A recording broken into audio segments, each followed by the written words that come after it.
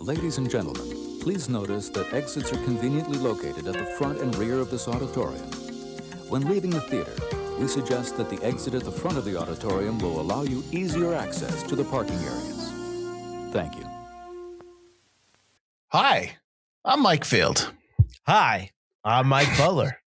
Don't mock me. And welcome to Forgotten Cinema, now showing. Each episode, we highlight a brand new release. We'll discuss what we love about the movie or perhaps don't love about it. As you know, we do it every other series we do. But don't take our word for it. Go see the movie for yourself. And perhaps in IMAX, because that's where we saw this one. Mike, what's going on? Oh, nothing much. I don't even, I've been looking for a woman. It's been a century. It's been over a century, and I'm so lonely. I'm so lonely. I need somebody. And, I found out about this doctor. You want somebody to love. We're about 40 or 50 years away from that song. But you know what? Matter. I found a doctor who has Dr. questionable Euphronius. Dr. Euphronius. I was just looking at I know. Euphronius.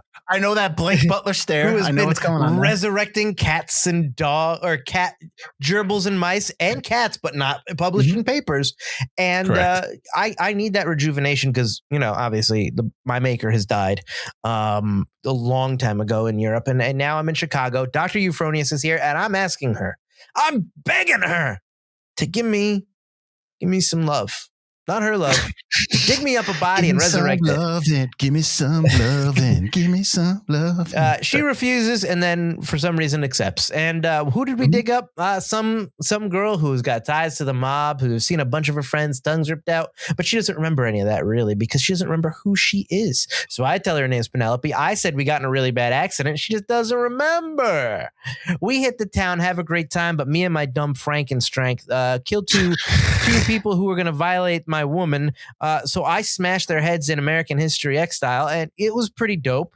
But for some reason, I'm a monster all of a sudden, and people know me, even though there's a shitty picture taken of me. But whatever.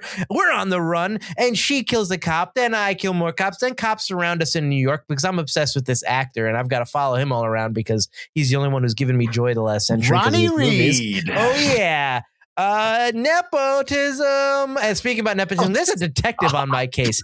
Are they feds? Are they detectives? I don't know. Somehow they have jurisdiction in both Chicago and New York and everywhere else in the country. It's weird. This detective and his gal Friday, who's his secretary, but not really a secretary because she's smarter than him. They're after us. He knows my bride from beforehand. She's getting all confused. I'm probably going to get killed, but she's already dead. And technically, I'm already dead. We're going to do a Bonnie Clyde thing. We're going to throw in a little bit of Joker for good measure, which has nothing to do with the movie and only lasts about 5 seconds. The film doesn't really mean anything, but we're going to throw it in there just because. And it's going to be one of the messiest, most complicated situations I've ever been in my life. You personally or Frank? Both. That's right. Butler and I ventured out yesterday into the wilds of Milford, Connecticut, and we saw The Bride! Exclamation point. In IMAX at the Connecticut Post IMAX Theater, our old haunting ground. So that's what Mike where I used to work, which I always bring up. So because, represent.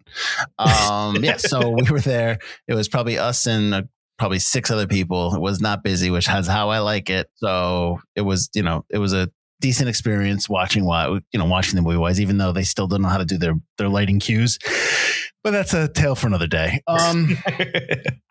So I was telling Mike before we started this that I've been thinking about this movie all day because it was just one of those films. I've just been mulling it because I knew we had the recording tonight. And so I've just been thinking about it. Tell me your thoughts. Butler. Yes. I think I kind of like it. No, come on. I like it.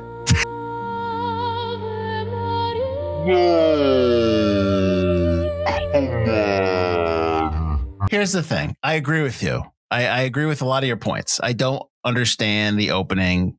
Again, for everyone who doesn't know, we do spoilers here. So please, if you haven't seen the film, go see it before you listen to us. Not that I want you to turn this off. We want the view, but so I don't fully understand the Mary Shelley stuff in the beginning. I'm not as aghast with it as you are. I know she's the narrator, right? It's just a different way of doing it. It's kind of an homage to, I believe, to the original Bride of Frankenstein in the 30s, like because they do that. So I do know that. But I agree with you. It's a little off-putting. I also know, because I know where you're going with a lot of stuff. There is a lot of stuff going on here. And let's talk about that a little bit.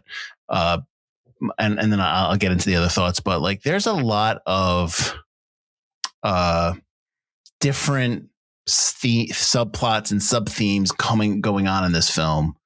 And we can kind of touch upon them a little bit, that were kind of bumping up against each other. And it was tough to kind of like, as an audience member, obviously you want to kind of find a focus and kind of like, you want to be told a story, but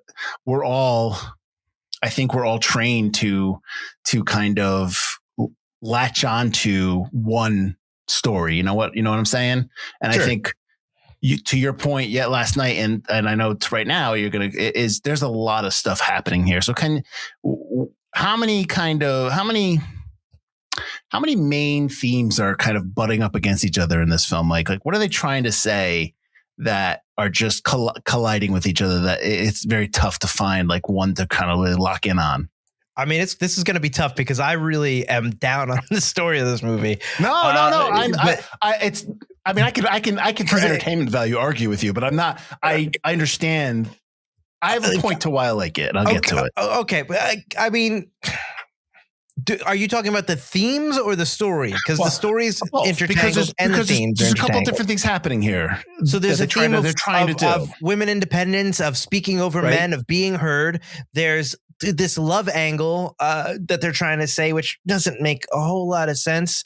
There's the women trying to tell their own story and women trying to get justice and empowerment, I think is in this. And also of like with the gangster angle. The gangster angle, with the love angle thing.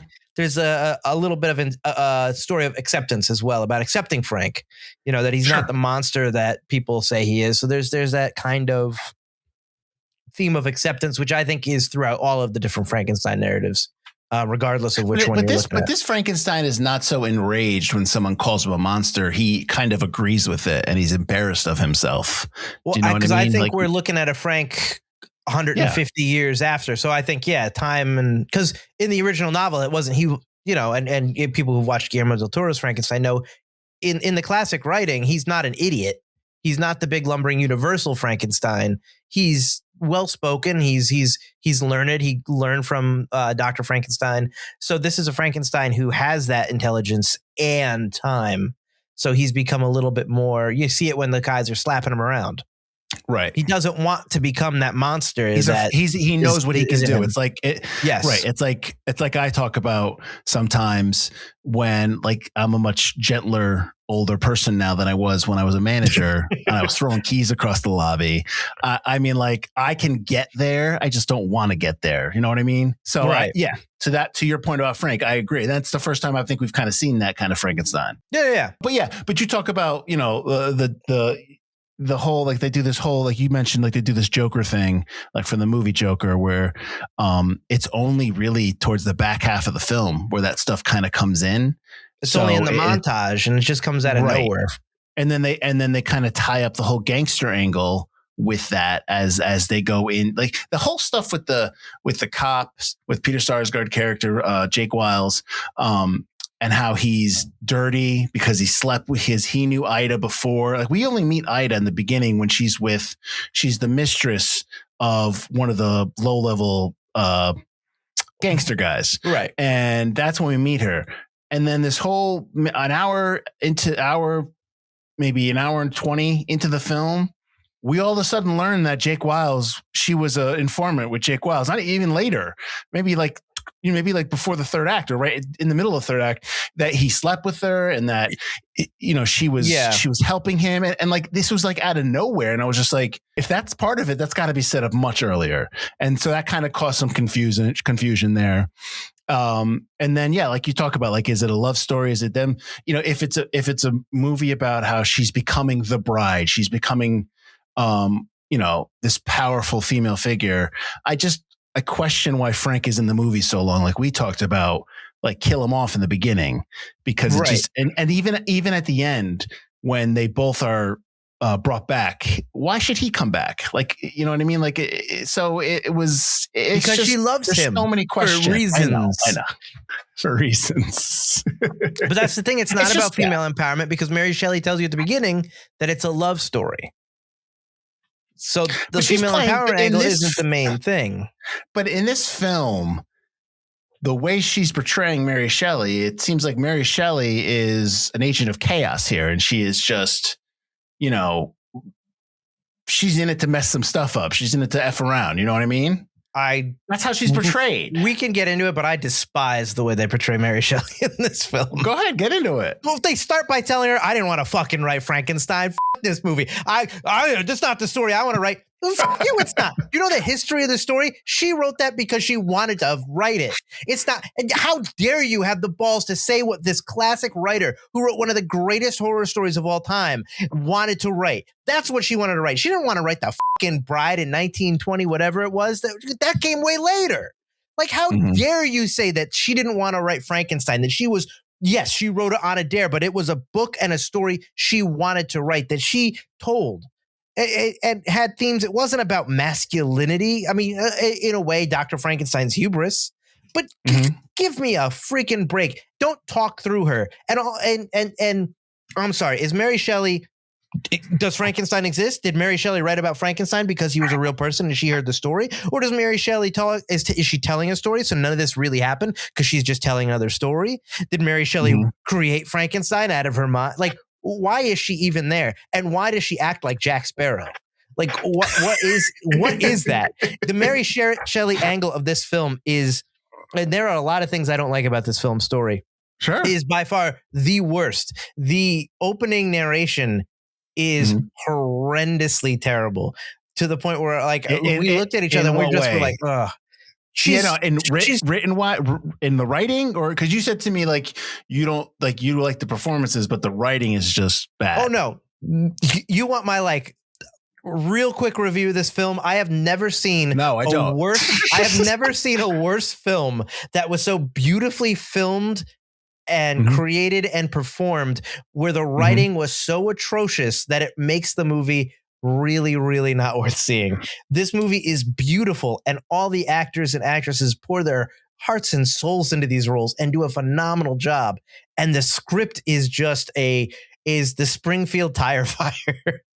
Just like, I cannot wrap my head around the three different stories that don't make any sense, and the things in this movie that happen that it's like, there's so many little bits, but the Mary Shelley angle is just atrocious. And it's just like, I don't like when people like speak like, here's what I really would have done. You don't do that.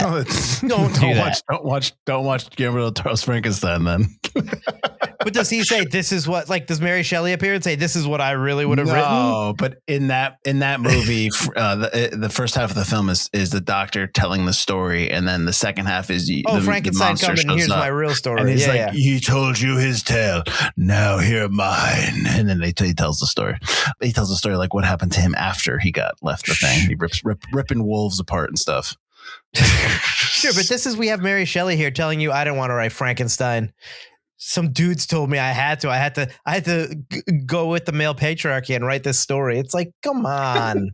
She wrote the story. She wrote one of the greatest horror stories. Don't make her mad about it. Mad like crazy, or mad just upset? Oh no, mad like upset. I think she's crazy because she's been stuck in this in between. She's not in heaven or hell after she died. Yes, that's what they're saying. So they're saying that she's long time, right? And she's possessing Ida to get killed by Ida, but then to still come back. She wants to create the bride. Yeah, she's because if you notice at the beginning, the trailers make it seem like she gets pushed down the stairs, but in reality, Mary Shelley shoves her, like convulses her, and she falls down the stairs on her own. Because Mary Shelley wants to create a bride, and Ida is just her perfect vessel. Right. Okay. Because she knows that Frank's going to dig her up. Apparently. Like I said, the opening is a tough. It's almost like, because you don't like Juno, and I always say about Juno, you got to get through the first 20 minutes. But I like Juno after that. But I do understand what you're saying. I think it's difficult to get into this film, and I agree with you. It's all over the place in terms of plot and theme and like what we're trying to say. But like, Mike, we talk all the time on the main show about give me a movie where the creator takes a big swing. Like they try things. Like this film is trying something. It's not, I mean, it's really, I mean, I can't believe they got $90 million to do this because it's such a lot of money for some, you know what I mean? I mean, maybe Warner Brothers knew they were going to sell off, so they didn't care. We want to make our company worth a little less. Give 90 million to them. I talked about in the last episode of the last 4 I did, where I talk about The Highest to Lowest, which is a Spike Lee film. And one of the things I like about Spike Lee films is that they're an experience. Like they are, like, you know, it's a Spike Lee film. It's just, and he's made more than one. So this is Maggie Gyllenhaal. Spike Lee what? Joint, excuse me. Spike Lee joint. Apologies, Spike. You know Spike watches. I know. That's fine. Hey, man, I love your stuff. I love your work. So his movies are just kind of like an explosion of a lot of different things, which going in, I know that. So I'm expecting it.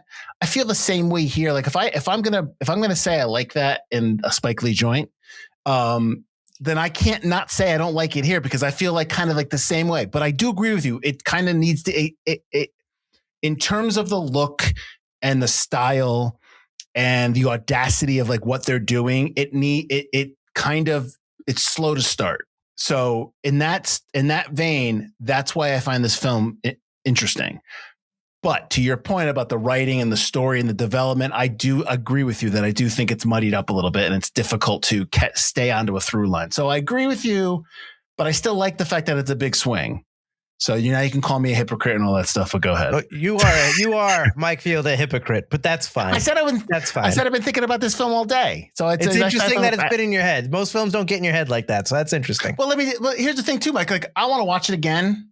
I might change my opinion. I may be like, no, I think I'm just trying to find something. I may change my opinion, but I watched Maggie Gyllenhaal's first film, The Lost Daughter, with Olivia Colman and Jessie Buckley. I've seen that movie, and that movie is much more of a drama, but it's the same kind of, they kind of do flashbacks and whatnot, but it's the same kind of film that sat with me for a couple of days after. So there's something with the way that she's the type of storyteller that she is that I dig. I don't know what it is. I just kind of like, I still get locked in. So I can't crap on the film too much because I can't applaud other movies that do these things and then not applaud this film. So, but again, I do agree with you. It is kind of, I think there just needs, I don't know, like what's the film? It's funny that you talk about Joker because the cinematographer is the same cinematographer that did Joker, Lawrence Shear.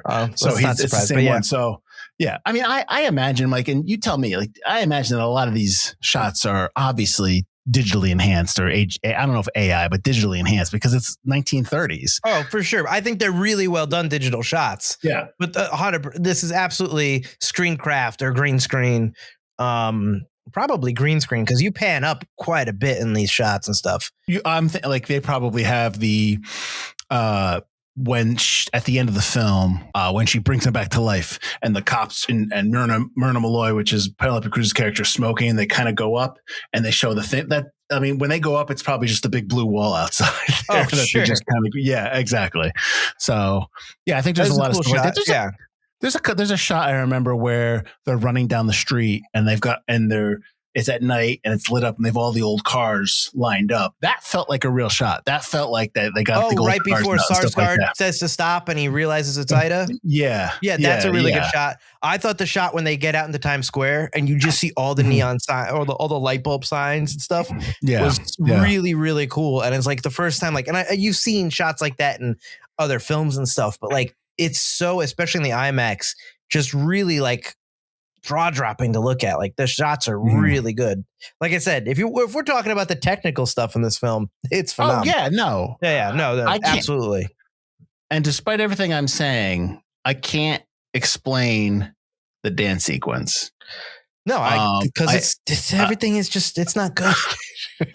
I do like the fact that they're dancing to Put on the Ritz, which is from Young Frankenstein, which is from Mel Brooks' Young Frankenstein. So I like that. It was so on the nose. It's on the nose for you and me, but it's not on the nose for somebody who's like 25 and has never heard of Mel Brooks. Then it's pointless. But yes, then it's lost on them. But yeah, all right. But explain to me why everybody suddenly gets the fever to dance. No, I have no idea. That's the thing. we talked before on air. Like I broke down this entire movie to Elise, and she was, and I'm trying to explain to her, yeah, because like he sees himself in the movie, but he's not really there, but he is there, but he's not really there. And then there's a dance sequence. They all do the dance, but it's definitely real because the cops come in and everyone's in the middle of their freaking dance. So clearly the dance actually happened. And then later on in the film, in the drive-in, people are sitting watching the movie, and all of a sudden Frank is in the movie, and people see Frank in the movie and react to it outside of Frank's shot going, who the hell is this guy? So he's got this ability to put himself, he's literally got magic to put himself in a movie. So maybe he's controlling people's minds as well. It doesn't make any sense. We're never given any, like if you just flash and everyone's just normal, that would be fine. And Frank's having these hallucinations of grandeur, and I'd be into that. But these flashes that actually seem to matter are just so dumb and out of nowhere and are not explained. And this is not a David Lynch film where you present that it's so weird it doesn't need explanation. I need explanations. I just the dance and everything. I just why do you like this movie? I don't because it's I don't know. I say this all the time. I like weird. I want weird. I want interesting. I mean, yes, there's comfort in what we know. There's comfort in the everyday story that does so well. I love classic storytelling. I love Spielberg. I love all that stuff. But it's the weird ones that I don't know what it is, but I just dig. I love stuff that's friggin' weird and interesting. And they stick with me and they stay with me. And like I said, I want to see this film again. I probably will see this movie again because I'm sure Penelope will want to see it or something like that. So I will see this film again. I don't know. When somebody asked me today at work, okay, what'd you think? I said, it's weird. And they're laughing. And I'm like, it's not a negative. it's just, I don't know what it is. I don't know what it is, Mike. I'll hand in my movie card. I'll hand in my card. I apologize. No, that's fine. That's fine. I mean, because we see so many things that are just so boring, and I watch so much stuff that's so formulaic and it's just so blah. Like I got to sit through a Kevin James action movie that's just kind of like I'm just cashing a paycheck. Apologies, Kevin James. I got to sit through some of these films that just are terrible. And then and I totally agree with you. This movie is got problems. This movie is a mess. This film is all over the place, but it's still interesting to watch for me. So I think that's what I'm struggling. I'm probably in real time struggling with this, but I'm like Phil and I like weird things. That's what it is, I guess. I'm not a square. That's a rectangle. No, but everything you say is valid. I'm not discrediting everything you say. I can't argue it. I get what you're saying. I get why you're saying it. I understand it. I think I'm just messed up a little bit today. What I think is interesting is that I came into the movie. I was excited to watch The Bride originally. I know. And you really didn't want to watch The Bride. I didn't. And now we're sitting here. And the only one on my side is the blood-sucking lawyer. Exactly. So I'm Jeff Goldblum in this? I guess so, yeah. Oh, man. I guess I'm not leaving my kids any money either. Oh, yeah. Oh, it's terrible. We're all over the place. I mean, I got nothing else to say. What haven't I brought up that you want to kind of bring up that we haven't talked about? Because we talked about how it looked, we talked about the acting, we talked about the writing. What else do we talk about? I think the whole crime story aspect of it is so shoehorned in and so ridiculous. Yes, agreed. And it doesn't make any sense, and they don't try to make it make sense. This mob boss is there cutting out tongues in Chicago, and all of a sudden, though, we're in New York, and she knows that this cop's on the take, and this cop's on the take, and this sheriff's on the take. And Sarsgaard is a cop and detective, but somehow, like I say in the intro, is he not? Is he a Fed? He all of a sudden has the rights to boss around cops in Kansas and New York City and all this, and he just gives Penelope Cruz's character I picked my own replacement. It's you. Yeah, the cop stuff makes no sense. And I'm sorry, you're not a dirty cop just because you were sleeping with one of your informants and she got killed. Yeah. You at no point, you didn't rat her out. You're not a dirty cop. You made a mistake. At what point? What? How does that make you a dirty cop? I don't understand. And then Penelope Cruz, who Maven or whatever, just lets it happen. Myrna Malloy. She just lets it happen. Like, oh yeah, I guess so. Mm-hmm. I do like that she's Myrna Malloy because all the Gal Fridays have the double letter names. She's like, yeah, I guess you are. It's like, hey, what? How is he a dirty cop? No, there's nothing that makes him a dirty cop. And how does Ida know all these? All of a sudden, she gets her memory back willy nilly and like very conveniently. In the meantime, there's a mob boss sees a blurry picture and goes, "That's got to be that loudmouth. Go kill her." Sends her side guy out to get her, and he's somehow also tracking them through the movies. How does he know about the movies? Because that's Frankenstein's obsession, not Ida's, not the bride's. That's Frankenstein. So why would you be following these movie locations the same way that they're following Frank? They know Frank's motivation. He doesn't. I don't. And they do nothing to explain that.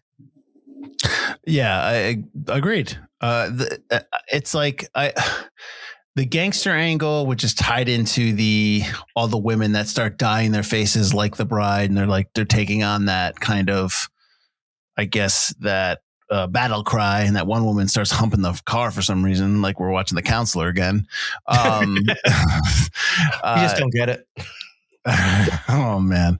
I mean, I really like the way Brad Pitt dies in that film. But anyways, so yes, but the thing is, like, if we focus on that, like, let's say the movie is that, like, the gang, that angle, the gangster angle, and the female empowerment, and how they start taking over and they take control, then that's the Joker again, and I don't want that. You know what I mean? That's just a real big retread of Joker. So I don't want that. So then I would think, like, you know what? If you're gonna go the route where reality is distorted and we don't know what's happening, go full tilt. Don't try to put the other stuff in there. Just go all the way with it.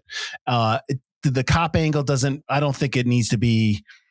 I think it's there to be like a ticking clock, like they're trying to do the Bonnie and Clyde stuff, which they never really do. Right. Because if they did the Bonnie and Clyde stuff, they're just committing crimes that end up getting them further and further in trouble, which would help with their love story. Focus on them. They're committing the crime only because people keep calling them out as being monsters and they're just trying to get away. Right. And then be a much better story. Yeah. And then every guy that runs into the bride is so overtly, sexually assaulting her.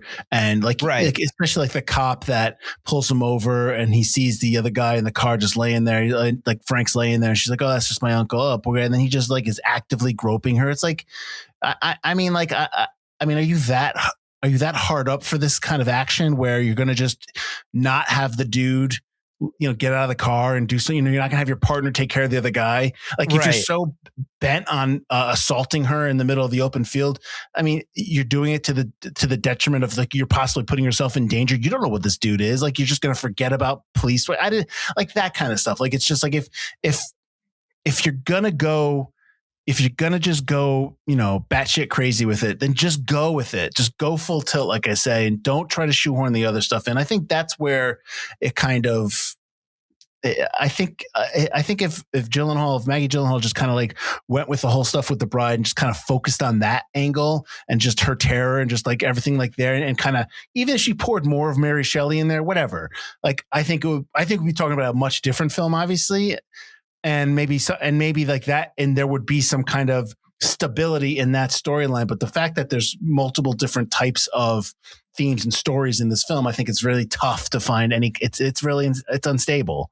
And as much as I say I love the weirdness of it, you're right. Butler's right that the story is just, there's an attempt at a story, and it's tough to latch onto everything. Whereas if not that David Lynch is weird for weird, because David Lynch does tell a story, but if the story is just the kind of the awakening of the bride, and that's the full story and just how she gets to it, I'm fine with that. You know what I mean? And I think I could latch onto that. The struggle is here that there's other things trying to be told here, other stories trying to be told, and they're just fighting each other.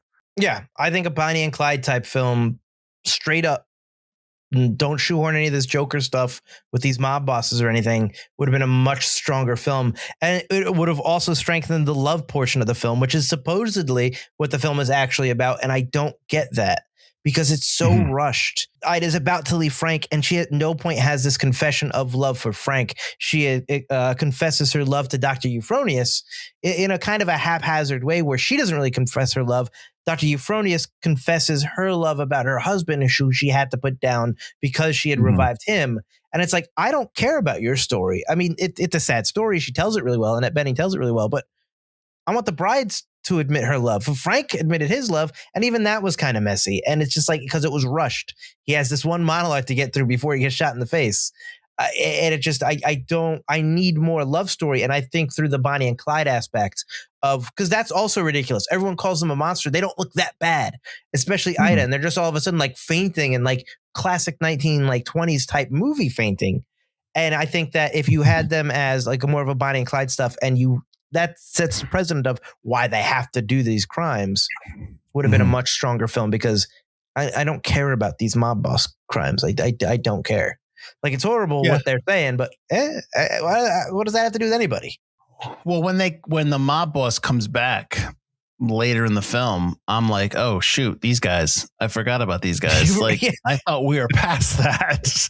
And they came back, and I was like, oh, so okay. So then that kind of threw like a wrench into the works. Like, okay, what's happening now? But yeah, there's a moment at the end of the film when she's talking to, when Euphronius, Annette Bening's character, is talking to the bride and telling her about her husband. I can't remember the word she used. What did she call her husband? Unstable, or I believe unstable. He couldn't remember anything. Destabilized or something like he was. No, he wasn't the status quo. He was whatever it was. And she says to her, it's like, that's you. You are the same way. And then she gets shot. Oh, yeah. Whatever I actually liked that back and forth. I like that whole thing. I don't like the fact, I don't get why they shot her like 28,000 times. 8 million times. Jesus. Yeah. So I kind of like that conversation, and I think I just want more of that. But yeah, you're right. With the whole gangster angle was just, it was very confusing. So Mike, we always talk about in the main show, who is it for? Would you recommend it? But this, that, and the other thing. I don't think this film's going to do well in the box office. Do you think this film's going to find an audience in digital release and in physical media, in streaming? Or do you think do you think more people are going to believe the way you believe, or feel the way you feel, and just going to be like, no, this is garbage and screw this? Or do you think it'll catch on? Do you think it'll get a cult following? I think it'll probably get a cult following. Why not? And who knows, when it comes out, maybe Warner Brothers with their new Paramount money will put some money into some dead internet bots on social media saying how much they loved it. You'll see Screen Rant articles. This movie is a sleeper hit, #1 on the streaming on HBO Max today. All that kind of crap always happens. I think that you'll see all that kind of stuff, and people will maybe latch onto it. I mean, I would recommend people watch it. You see, Field and I are kind of at odds. And I did say, I think this is one of the most beautifully acted, wonderfully filmed movies. I think at the end of the movie, I'm like, it's too bad this movie made $0 at the box office. Maggie Gyllenhaal is going to go to film jail, maybe. No, because she won't. That happens. No, she won't. The Lost Daughter is a really good film. She's already a name. No, she's not. She's going to get $90 million. The Lost Daughter didn't cost $90 million. Exactly. She can. She's fine. She'll be just fine. This film is wonderfully made. The only problem I have with this movie is the script. Everything else is A+. So if you were like, Mike, would you recommend this? Absolutely. Field and I are at odds. Field's at odds with himself right now. He's having a war within his own head about what he thinks about this movie. So absolutely, you should go see it. I would even say, if you're that interested, because of all the other good things about the film, like Christian Bale is phenomenal as Frankenstein. Jessie Buckley. Oh my God. I'm like, who are you talking about? I don't know who she is. Jessie Buckley. She's good, Butler. She's a really good actress. She is really good. I mean, do I like her Jack Sparrow mannerisms when she goes Mary Shelley? No, but I think that's the writing. That was what was asked for her. And she does a really good job snapping between 3 different people. She has her Ida moments, she has her bride moments, and she has her Mary Shelley moments. The acting in this film is incredible. The look of this film is incredible. I think it looks great in IMAX, fills the screen really nice. But I think it's such a mess of a garbage dump of a script. That's my opinion. And the acting and the filmmaking might be enough for you to be like, this movie is awesome because it looks good. And it's, like you said, it's different.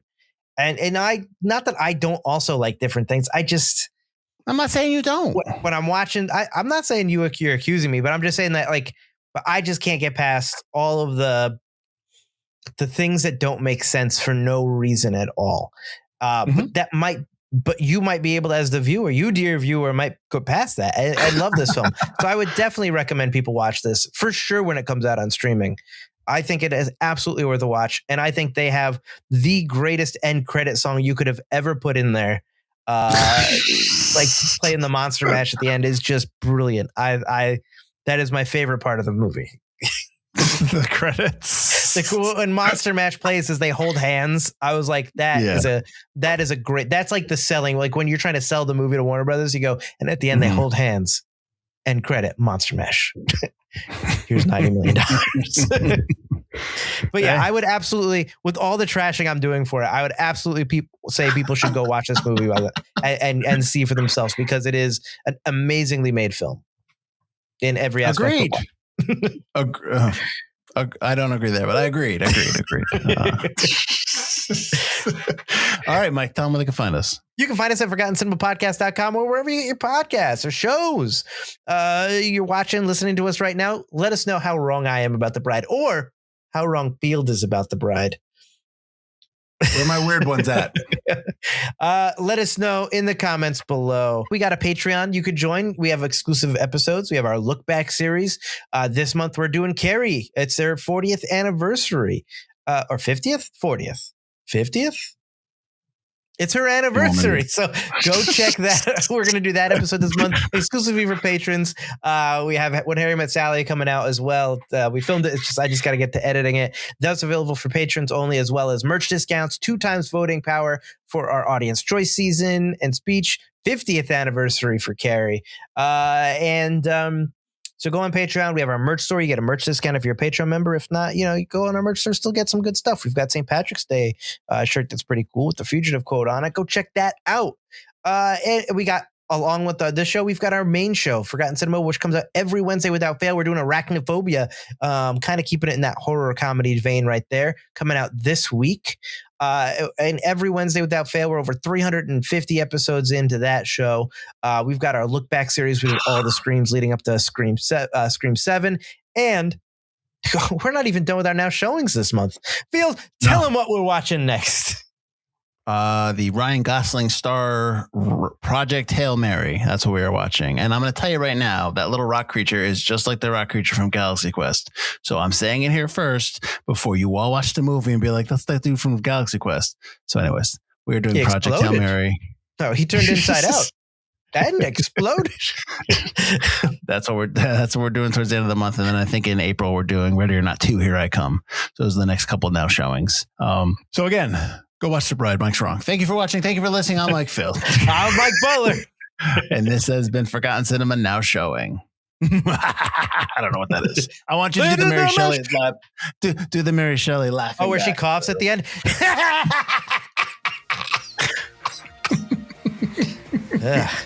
Brilliant.